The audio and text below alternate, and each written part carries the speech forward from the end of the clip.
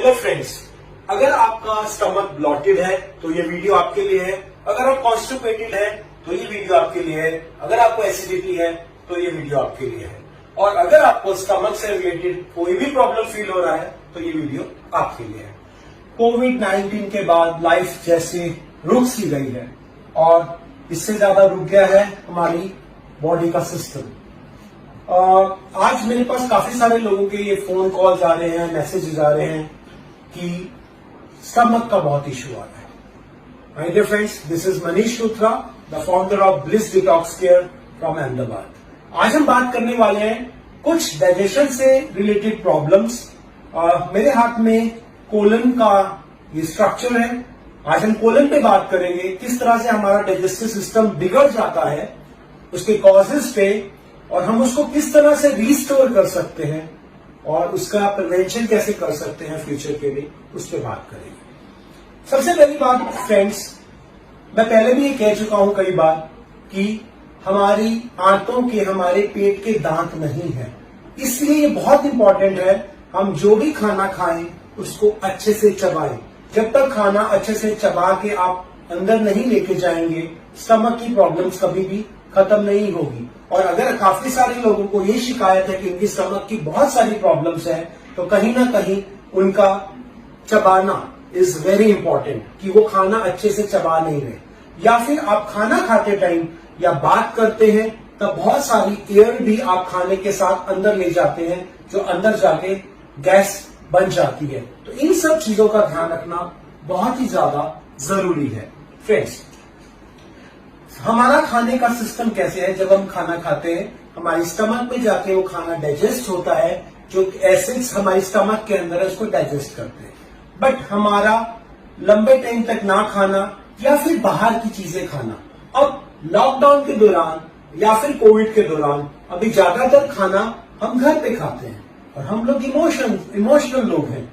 हमारे को आज हम फ्रेंड्स को नहीं मिल पाते, हम बाहर नहीं जा पाते, हम जितना हमारा सर्कल था वो सारा हम नहीं अटेंड कर पाते, हम रेस्टोरेंट्स में नहीं जा पाते, या हमारे जितने भी इमोशनल जहां हम सेटिस्फाई होते थे उससे हम नहीं हो पा रहे। और हमारा का सारा जो अभी इमोशनल हैप्पीनेस है हम फूड से पूरा करने की कोशिश कर रहे हैं। और उसके अंदर कई सारी ऐसी चीजें जो हम बाहर खाते थे अब हम घर पे बना के खा रहे हैं। हेल्दी तो वो है, बट उसमें बहुत सारा ऐसा प्रोडक्ट भी है जैसे मैदा का ज्यादा यूज होना, जिससे हमारे स्टमक के इश्यूज इतने ज्यादा बढ़ गए हैं कि इंसान समझ ही नहीं पा रहा कि अब मैं इससे आगे क्या करूं।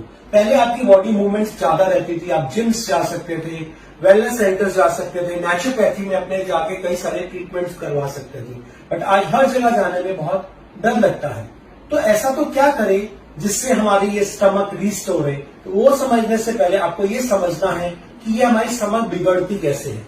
जब हम खाना अच्छे से हमारा नहीं पचता है तो खाना छोटी आंत से जाके बड़ी आंत, जिसको हम कोलन कहते हैं, उसके अंदर जाके फंस जाता है। हमारी बॉडी में ये कोलन जो है इस तरह का स्ट्रक्चर है जो हमारे सेंटर ऑफ द स्टमक में रहता है। ये जो इसके 4 पार्ट्स हैं basically, ascending colon, transverse colon, descending colon, और जो नीचे का पार्ट है वो रेक्टम एंड एनस। ये सारे पार्ट से होके जो हमारा खाना, जो कचरा है वो बाहर निकलता है। बट इसकी वॉल्स के ऊपर जब कचरा चिपकने लगता है तो हमारे को stomach related bloatedness, acidity, acid reflux जैसी प्रॉब्लम्स आना शुरू कर देती है। ये जो कचरा है वो इन वॉल्स के ऊपर इस तरह से चिपक जाता है। अब जैसे मैदे को अगर आप पानी थोड़ा सा लेके हाथ में भी है तो वो जल्दी हाथ से भी नहीं छूटता। सोचो मैदा जाके अंदर इन वॉल्स के ऊपर जाएगा तो कितनी बीमारियां पैदा करेगा। और main colitis and colon leaking, ऐसी कई सारी कोलन ब्लीडिंग, ऐसी कई सारी प्रॉब्लम्स होना शुरू हो जाता है, एंड इवन कोलन कैंसर्स। तो हम इस कोलन को क्लीन कर सकते हैं इस हाइड्रोकोलन सिस्टम से। हाइड्रोकोलन इरिगेशन सिस्टम इसे कहा जाता है। इसके अंदर एक छोटी सी पाइप यहाँ रेक्टम के अंदर इंसर्ट की जाती है और वार्म वाटर इसको क्लीन करना शुरू करता है। हम सबसे पहले डिसेंडिंग कोलन को ही फर्स्ट सेशन में क्लियर कर पाते हैं। ये सारा कचरा अंदर जाता है।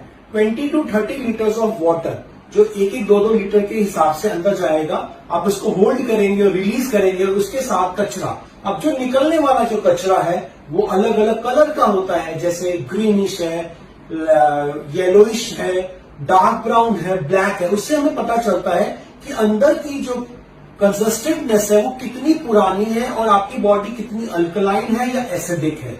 हम उसके अकॉर्डिंगली आपको रिकमेंड करते हैं। बट 3 सेशंस का लेना इसके अंदर बहुत जरूरी है, क्योंकि डिसेंडिंग, ट्रांसवर्स और असेंडिंग कोलन, ये तीनों कोलन का साइकिल जो है वो 3 सेशंस में कंप्लीट हो पाता है। और एक सेशन और दूसरे सेशन के अंदर 3 से 4 दिन का डिफरेंस रख सकते हैं। फिर उसके बाद मेंटेनेंस के लिए जब ये पूरा कचरा बाहर निकल जाए, आप 2 महीने 3 महीने में कोई एक बार सेशन ले सकते हैं।